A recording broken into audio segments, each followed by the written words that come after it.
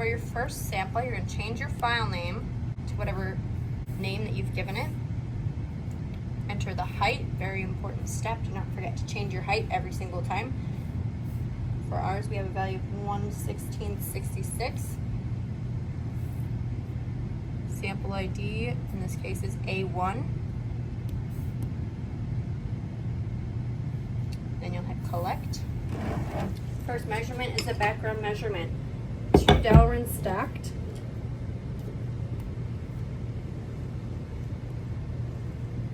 Take the Delrin off for the metal plate.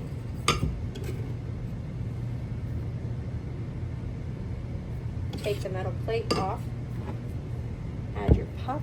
Make sure it's flush on all sides. And remember the orientation that you were placing your puck in. In this case, I have A1 facing me. Add your metal plate for your surface plus metal plate measurement. The first value is 5.525. You're going to save that, and when you take the puck off, you're going to rotate it 120 degrees, about a third of the way. Change your rotation angle to 120, and it'll automatically append to the second file. Hit collect, and redo all the steps. Background, 2 Delrins. Metal plate, remove the Delrin, add the metal plate. Surface, remove the metal plate, add the puck at that changed angle.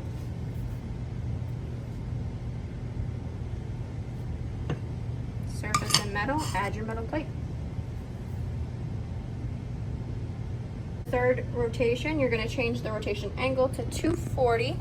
Rotate your puck, hit collect, background,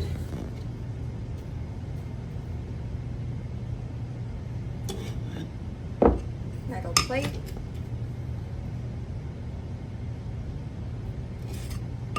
surface. Make sure that you've rotated your specimen. Surface plus metal. And then once you hit save, you can go back, view the measurements.